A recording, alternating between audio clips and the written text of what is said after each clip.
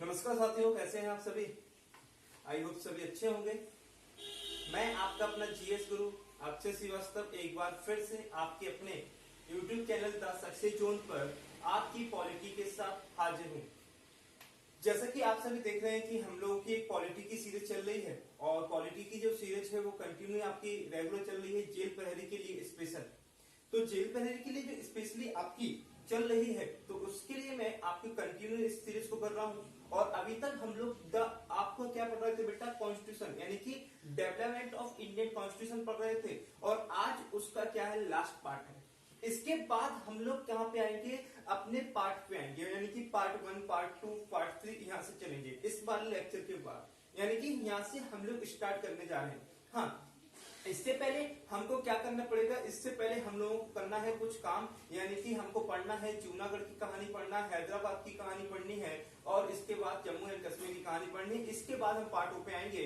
परंतु आप सभी को एक न्यूज देना चाहता हूं। जैसे कि आप लोग सभी ने देखा होगा कि कल एक जो हमारी यूनियन गवर्नमेंट है उसने एक लॉन्च किया है, क्या बेटा, सीईटी यानी कि आप सभी को पता होगा पूरे के पूरे देश में आपके क्या होते थे बेटा, एक आरआरबी, एक आपका क्या होता था बेटा एसएससी, एक आपका क्या होता था बेटा कि आईबीपीएस यानी कि बैंकिंग। इन तीनों के एग्जाम क्या होते थे बेटा, अलग अलग होते थे। इन तीनों एग्जाम क्या होते थे, प्री अलग होता था, मेंस अलग होता था। तो यहाँ पे क्या किया है इन्होंने, यहाँ पे सभी का तीनों का एक कर दिया। बोले आप इसमें क्वालिफाई हो जाओ, सीईटी में क्वालिफाई हो जाओगे तो आप इसके बाद सीधा क्या देने जाओगे, मेंस देने जाओगे। क्या देने जाओगे बेटा, मेंस देने जाओगे, ना कि प्री देने जाओगे। और यहां से मेंस देने के बाद यानी कि प्री का झंझट यहाँ पे खत्म हो जाएगा, तीनों के लिए क्या हो जाएगा, सेम हो जाएगा। ठीक, पर एक समस्या वाली बात एक है कि समस्या वाली बात क्या है कि यहाँ पे एसएससी में इंग्लिश आती है, बैंकिंग में इंग्लिश आती है, परंतु जो रेलवे वाले होते हैं, स्टूडेंट होते हैं, वो इंग्लिश नहीं पढ़ते हैं। तो अब इसका क्या सॉल्यूशन निकाली है इंडियन गवर्नमेंट ने, इसका अभी तक किसी को कुछ नहीं पता है। या सभी का एक कॉमन एग्जाम होगा, क्योंकि देखिए बैंकिंग का एक अलग सिलेबस होता है, वहां पे बहुत ज्यादा क्या होते हैं बेटा, क्वांट जैसे न्यूमेरिकल आते हैं। यहाँ एसएससी का सिलेबस अलग होता है और अगर देखा जाए तो एनटीपीसी का सिलेबस अलग होता है। हाँ, इससे प्रॉफिट है, क्या प्रॉफिट है कि आप एक बार सीईटी क्वालिफाई कर लो तो 3 साल के लिए क्या हो जाओगे, वैलिड हो जाओगे। और 3 साल के वैलिड हो जाओगे तो 3 साल बाद आपको क्या करना है बेटा, सीधा मेंस देना है 3 साल तक। तो 3 साल तक हमको प्री की तैयारी नहीं करनी है, हमको किसकी तैयारी करनी है, मेंस की तैयारी करना है। और यहाँ से हमको जॉब के ऑफर मिल सकते हैं। पर अब देखना है इनकी व्यवस्था कैसी है। जैसी वर्तमान में व्यवस्था इसकी है तो वैसी तो नहीं होने वाली है, क्योंकि यहाँ तो सेक्टर क्या हो जाता है, 6 मंथ या 7th मंथ में ज्वाइनिंग तक हो जाती है। परंतु अब इसको ऐसा ना बना दे, इसलिए इस सरकार की बहुत बड़ी चुनौती हो गई है। तो याद रखिएगा कि अब देखते हैं इसका पैटर्न क्या होता है, इसके बारे में हम लोग जानेंगे बाद में। ठीक, तो हमने थोड़ा सा इंट्रोडक्शन दे दिया, इसके लिए एक स्पेशल वीडियो बना के लाएंगे। ठीक है, तो उसके लिए जानते हैं। ठीक, तो अब देखिएगा, अब हमने आपसे जैसा कि वादा किया था वैसी सारी कहानी है। तो देखिएगा सीईटी मतलब क्या, हमने आपको बता दिया है कहानी। कल आपकी इंडियन गवर्नमेंट ने इसको हरी झंडी भी दे दी है। तो भाई अब मतलब समझ जाइएगा 2021 से इसका शुरुआत हो जाएगी और साल में 2 बार होगी। ठीक, और साथ में जितने भी यूपी वाले बंदे हैं यानी कि जितने भी स्टूडेंट हैं उनके लिए भी बता देते हैं कि जो हमारे माननीय श्री मुख्यमंत्री जी हैं उन्होंने भी कहा है कि आने वाली जितनी भी भर्तियां होंगी कुछ समय बाद वो भी किस पे होंगी, सीईटी पे होंगी। ठीक है, तो देखते हैं क्या होता है। चलिए, तो हम लोग बात किसकी कर रहे थे, कॉन्स्टिट्यूशन की बात कर रहे थे। और कल हमने कहां तक बात कर ली थी, अपने सेशन तक की बात कर ली थी। 24 तारीख तक की बात हो गई थी। 26 को हमने कहा था संविधान लागू होता है। तो आपको याद रखना है कि हमारा संविधान यानी कि अप्लाई कब हुआ था, संविधान जो अप्लाई हुआ था वो कब हुआ था, संविधान लागू कब हुआ था। तो आपको बताना है 26 जनवरी 1950 को हुआ। कब हुआ था, 26 जनवरी 1950 को हुआ था। तो भाई 26 जनवरी 1950 को क्यों किया, क्योंकि आपको रीजन बता देते हैं कि इस दिन लागू क्यों किया, इसका रीजन बता देते हैं। क्योंकि हमने 1929 में लाहौर कांग्रेस सेमिनार में क्या किया था, इसी दिन क्या मानी थी, स्वतंत्रता। यानी कि हमने कहा था कि आज से हम आजाद हैं और 26 जनवरी 1950 यानी 26 जनवरी को हर साल हम क्या मनाएंगे, अपनी आजादी का दिन मनाएंगे। इसका विरोध भी बहुत हुआ था अंग्रेजों के द्वारा। अंग्रेजों ने कहा था कैसे इंडियन है जो आजाद भी नहीं हुए, आजादी की भावना प्रकट करने लगे हैं। तो भाई इसलिए हमने क्या किया था, ये इंडियन नेशनल कांग्रेस ने इसलिए 26 जनवरी 1950 को गणतंत्र दिवस के रूप में हम मनाते हैं। इसलिए इसी दिन हमने संविधान को लागू किया था। परंतु आजाद हम कब हुए थे, 15 अगस्त 1947 को। हमने पूरी की पूरी वीडियो को समझाया था क्यों हुए थे 15 अगस्त को, पाकिस्तान क्यों हुआ था 14 अगस्त को। ठीक, अब बात करते हैं थोड़ी सी जो इंपॉर्टेंट बातें होती है। क्या इंपॉर्टेंट बातें, पहला इंपॉर्टेंट बात है कि हमारे संविधान को बनने में टाइम कितना लगा, समय कितना लगा। तो हर किसी को पता होता है 2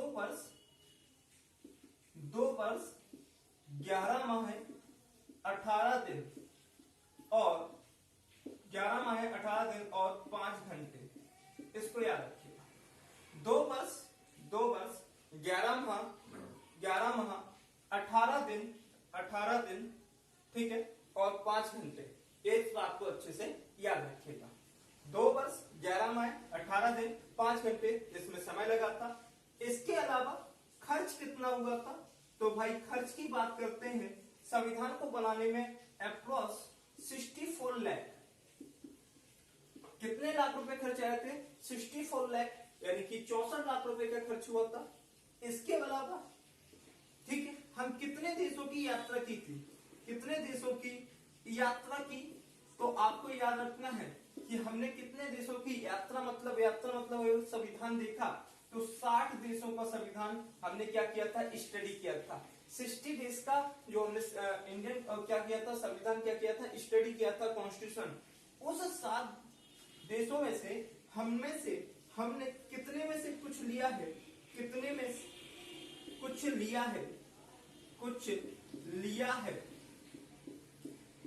लिया है, तो आपको बता देते हैं 10 देशों से हमने कुछ लिया है। तो भाई समझ जा, कितने देश हमने गए, 60, कितने आए भैया, कितने आए लाल, कितने आए, 10 देशों से लिया।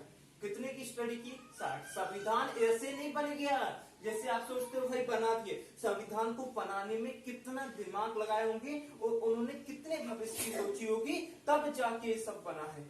ठीक, तो आपको याद रखना है ये सारे की सारे। इसके अलावा आपको क्या बात याद रखनी है कि हमारा जो संविधान तैयार हुआ तब की बात कर रहे हैं और वर्तमान की बात कर रहे हैं।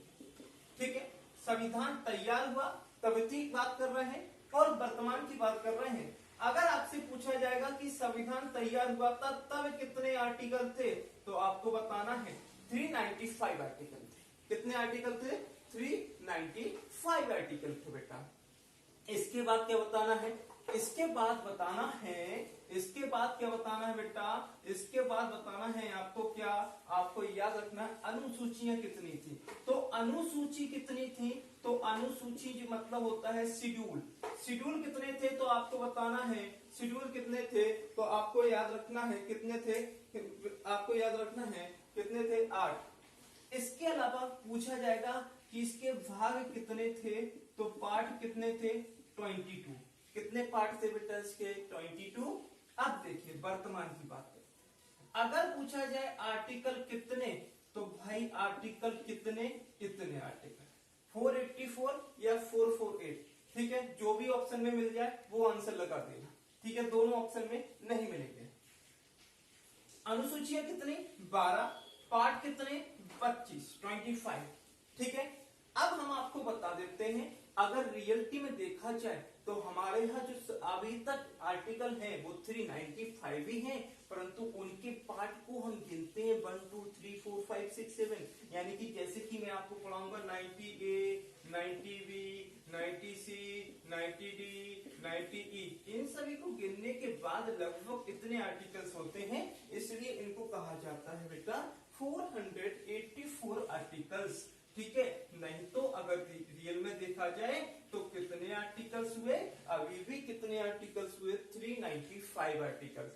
शेड्यूल कितने 8 से बढ़कर कितने हो गए बेटा 12 और 12 पार्ट कितने हो गए 22 से बढ़कर कितना हो गए 25। ये भी इसी कहानी है। कैसे कहानी जैसे हमने कहा पार्ट 4 फिर मैंने कहा पार्ट 4A ठीक है।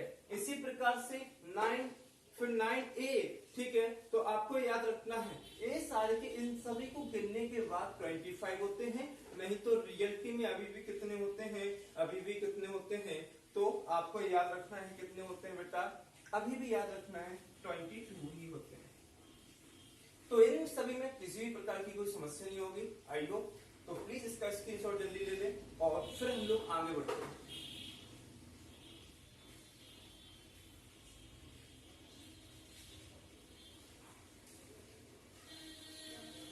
चलिए तो आगे बढ़ते हैं और जानते हैं ठीक है। देखिए अब हम लोग जानते हैं कि 26 तारीख को हमारा संविधान लागू हो गया।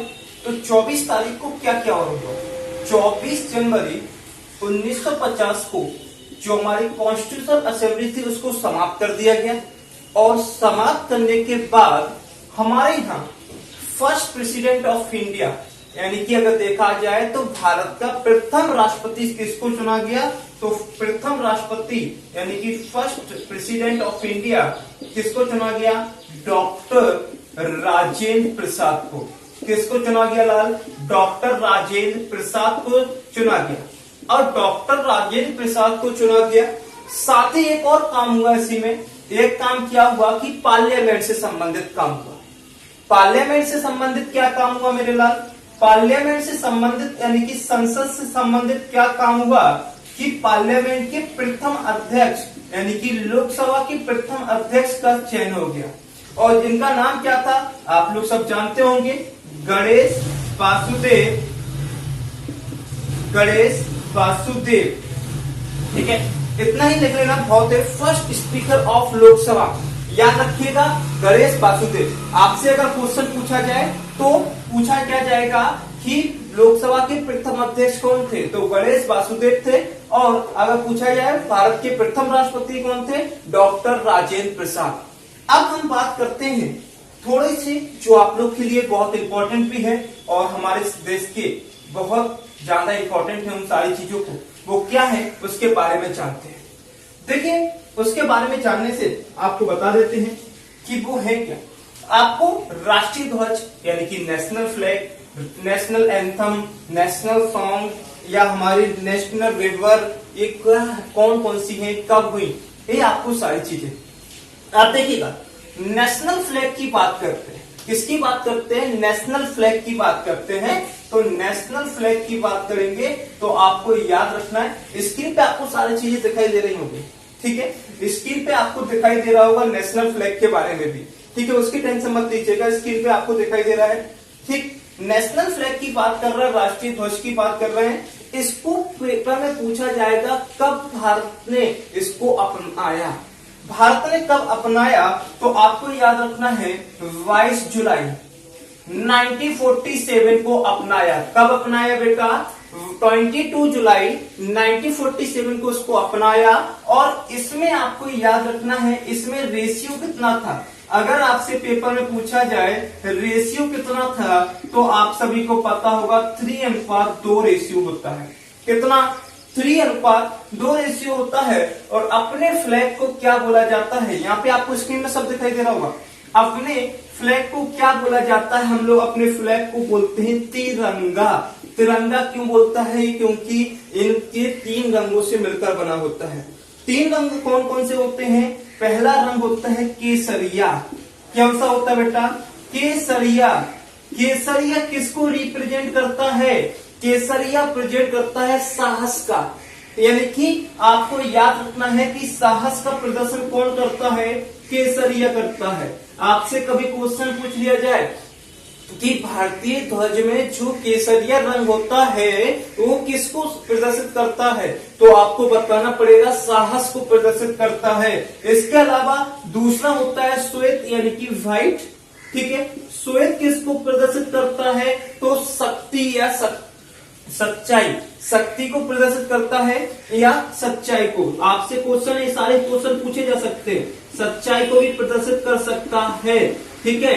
तो आपको याद रखना है, आपसे अगर क्वेश्चन पूछा जाए कि केसरिया किसको प्रदर्शित करता है? साहस को। श्वेत किसको प्रदर्शित करता है? शांति या सच्चाई को। अगला कौन सा है? हरी यानी कि ग्रीन। ग्रीन कलर किसको? तो भैया ग्रीन कलर आप लोग बताओगे किसको प्रदर्शित करता है? थोड़ा बहुत तो आप लोग करोगे ना, ठीक है। तो ग्रीन कलर किसको साइन करता है, किसको प्रदर्शित करता है, ये आप लोग बताओगे। इस बात को अच्छे से याद रखना है, ठीक है। इतना हो गया। यहाँ पे आपको स्क्रीन पे दिखाई, वहां पे आपको सारी स्क्रीन पे दिखाई दे रहा होगा, यहाँ पे देख लीजिए। हमारे नेशनल फ्लैग में 24 चक्र यानी कि चक्र के बीच में क्या है? तीलियां सी हैं। आपने देखा होगा बीच में एक अशोक चक्र जैसा है, वो है। इसके अलावा आपसे अगला important question, most important question जो पेपर में आपके जेल प्रहरी में आने की चांसेस है, वो कौन सा है कि हमारे राष्ट्रीय ध्वज को तैयार किसने किया था? तो हमारे राष्ट्रीय ध्वज को तैयार किया था पिगली बैकैया। किसने किया था? पिगली बैकैया ने तैयार किया था। इस बात को अच्छे से याद रखना है। मोस्ट इंपॉर्टेंट क्वेश्चन है भैया, मोस्ट इंपॉर्टेंट क्वेश्चन। आप इसको पढ़ लीजिए, ये पेपर में आपको कहीं ना कहीं मिलेगा, ठीक है।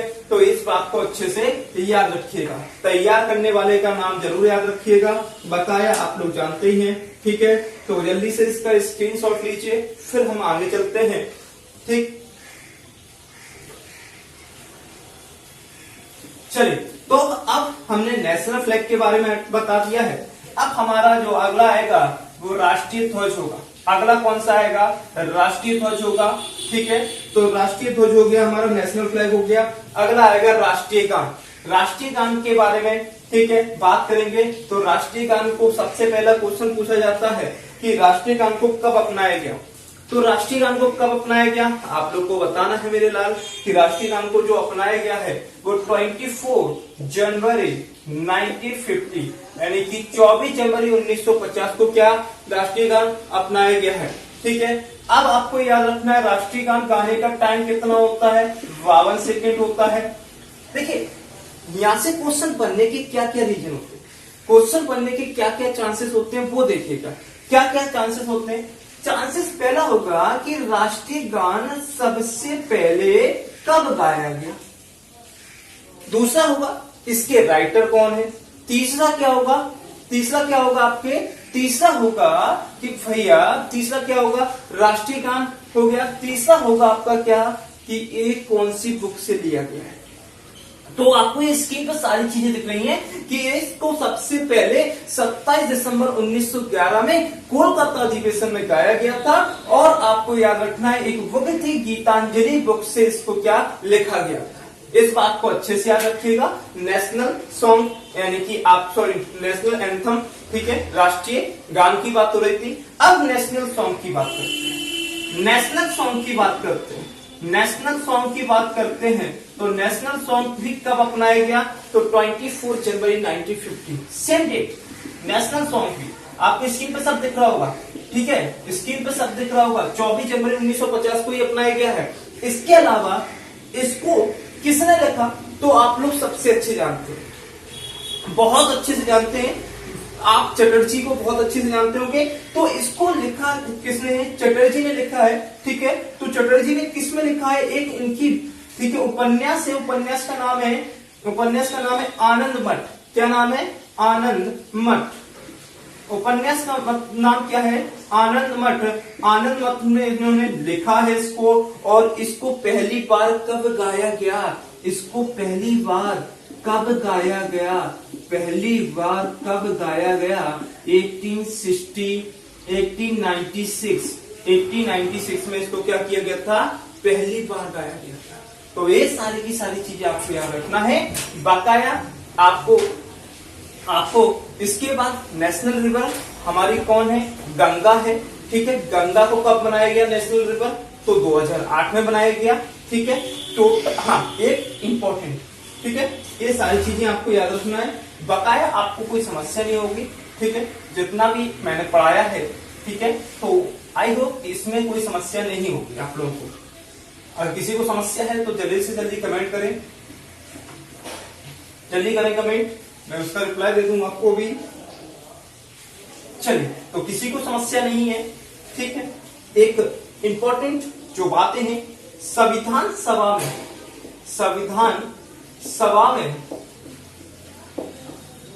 कॉन्स्टिट्यूशन असेंबली में टोटल फीमेल कितनी थी? टोटल फीमेल कितनी थी तो बताना है 15। कितनी थी? 15। टोटल एससी, टोटल एसटी कितने हैं? टोटल एससी जो थे 26 थे, टोटल एसटी कितने थे? 32 थे, ठीक है। इन सब आप याद रखिएगा। बकाया मैं इसके आगे कल की क्लास में आपको कंटिन्यू रखूंगा। आप क्या करें बेटा, आप ज्यादा से ज्यादा वीडियो को शेयर करें, आप सिर्फ शेयर करें, सब्सक्राइब करें, ज्यादा से ज्यादा लाइक करें। मैं गारंटी से देता हूं आपको इससे अच्छा मटेरियल कहीं नहीं मिलेगा, ठीक है। बाकायदा इसके नोट्स भी दे रहा हूं। मैं कह रहा हूं मेरे व्हाट्सएप नंबर पे आप क्या करें, मैसेज करें, और मैसेज करेंगे तो मैं वहां पे आपको नोट्स प्रोवाइड कराऊंगा। तो प्लीज फिर से रिक्वेस्ट कर रहा हूं सभी बच्चों से कि आप अपने हरदा के लोकल को वोकल बनाएं। आप लोकल को वोकल तभी बना सकते हैं तब जब आप अपना लोकल को ही लोकल समझेंगे, उसको वोकल बनाने की कोशिश करेंगे। तो आपके अंदर में है ये सारी चीजें, ठीक है। मैंने आपसे जैसे बोला भी है कि बहुत जल्द हम लोग हरदा में क्या लेके आ रहे हैं, एक ऑफलाइन बैच भी लेके आ रहे हैं। तो प्लीज सबसे पहले जल्दी से जल्दी आ जाएं। और हाँ, हरदा में आप लोग को है, और हम लोग की जो 10 सक्सेस जोन है, यहाँ पे आप लोग अगर किसी भी तैयारी करना चाहते हैं किसके लेवल तक की, वो वहां पे जो हम लोग के नंबर है 10 सक्सेस जोन के, तो वहां पे आप वहां पे व्हाट्सएप कर सकते हैं, मैसेज कर सकते हैं, और आप इंटरेस्ट हैं तो बहुत मजा आने वाला है। सितंबर में आईओ आपकी कोचिंग भी ओपन हो जाएगी, तो बहुत मजा आने वाला है। आज मैं एफबी पर ऑनलाइन आऊंगा, और एफबी पर ऑनलाइन आऊंगा और बताऊंगा कि लॉकडाउन में हम लोगों ने क्या सीखा, क्या गवाया, ठीक है। और साथ में आप लोग को याद रखना है, साथ में क्या याद रखना है, साथ में ये याद रखना है कि मैं वहां पे ये भी बताऊंगा कि कोचिंग संस्थान कब खुलेंगे, और ये भी बताऊंगा सीईटी क्या होता है, ठीक है। यानी सीईटी क्या है, ये सारी चीजें मैं अपने एफबी अकाउंट अक्षय श्रीवास्तव नाम से जो है उस पर आप रिक्वेस्ट डालिए, मैं आपकी एक्सेप्ट करूंगा, वहां पे सारी चीजें मिलेंगी। तो आज का वीडियो आपको कैसा लगा आप लोग जरूर बताएं कमेंट बॉक्स में। कमेंट जरा कीजिए, बहुत जरूरी है कमेंट करना, जिससे मुझे एनर्जी मिले, मुझे भी पता चले कि मैंने बच्चों को जो पढ़ाया है वो आपको कैसे लगा, ठीक है। तो प्लीज फिर से रिक्वेस्ट कर रहा हूँ कि शेयर, सब्सक्राइब एंड लाइक करना ना भूलें। ज्यादा से ज्यादा इसको शेयर करें, ज्यादा से ज्यादा इसको सब्सक्राइब करें, और बहुत मजा आएगा आपको पढ़ के। तो आज के लिए इतना ही है। जय हिंद, जय भारत।